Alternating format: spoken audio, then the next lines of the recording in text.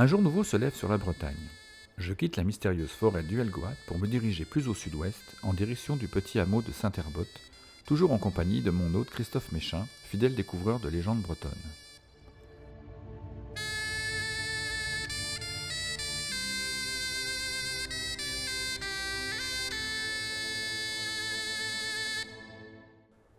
Pour cette dernière journée en terre de Cornouailles, Christophe tient à me présenter un de ses amis explorateurs de légende, Cyril, également passionné par l'archéologie et les mégalithes.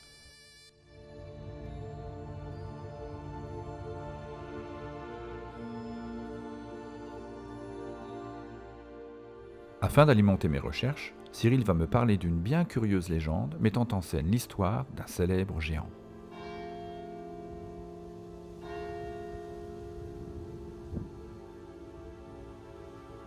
Oui, alors Saint-Herbot est connu pour son géant appelé Gévrel ou Gahor, puisque Gahor ça veut dire aussi géant en breton.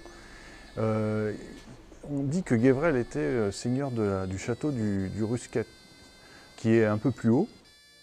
Gévrel était un géant qui avait deux frères avec lesquels il travaillait pour des travaux de carrière.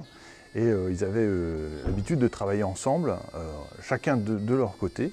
Sachant que le côté de Gévrel était du côté des monts d'Arrée, là où nous sommes, et les côtés des deux frères de Gévrel étaient dans les montagnes Noires, donc situées à peu près à une vingtaine, 25 km d'ici, à vol d'oiseau bien sûr, mais qui représente une certaine distance.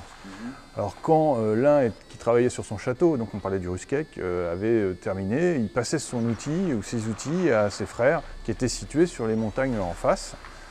Soit à Toualéron, soit un autre qui se situait dans un coin qui est appelé le Laz, pas très loin des montagnes Noires, donc qui sont situés pareil à des vingtaines de kilomètres les uns des autres.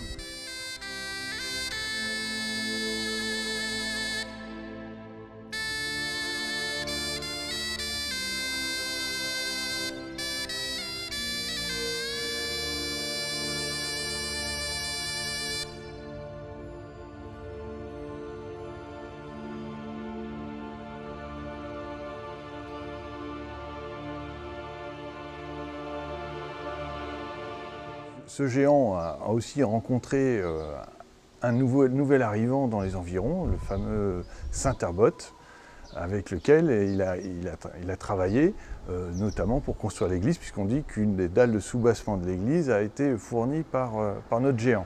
Toutefois, les choses ne sont pas forcément passées aussi bien. Notre géant, effectivement, allait par monts et par vaux, surtout par monts, et une fois, donc, en traversant les différentes forêts qu'on peut trouver, il passait la main en trouvant que, mon Dieu, que la fougère est haute cette année. Et si bien qu'en force d'enjamber, une fois, il a enjambé la chapelle de Saint-Herbot et il s'est pris l'entrejambe dans la flèche qui a basculé, mais lui en a eu une blessure mortelle. C'est la flèche qui était normalement... C'est effectivement la flèche de la chapelle qui manque, donc qui fait qu'on a une tour carrée plutôt que d'avoir une tour pointue. Voilà. Ce géant Saint-Herbot, même si ça n'a pas toujours été facile de vivre avec ce seigneur un peu encombrant, a quand même décidé de l'enterrer. A enterré ce géant dans une allée couverte qu'on ira voir un peu plus tard, qui est située au-dessus de la chapelle et au-dessus du lieu-dit de Saint-Herbot. Voilà. Encore plus au-dessus de cette tombe se situe un des rocs phares de l'encastrement dans lequel on est, montagneux. Donc, je rappelle, d'un côté on a les monts d'Arrée, de l'autre côté les montagnes Noires, bien un petit peu au milieu, un peu excentré, enfin plutôt recentré, on a le roc Begéor, qui est le roc du tombeau du géant.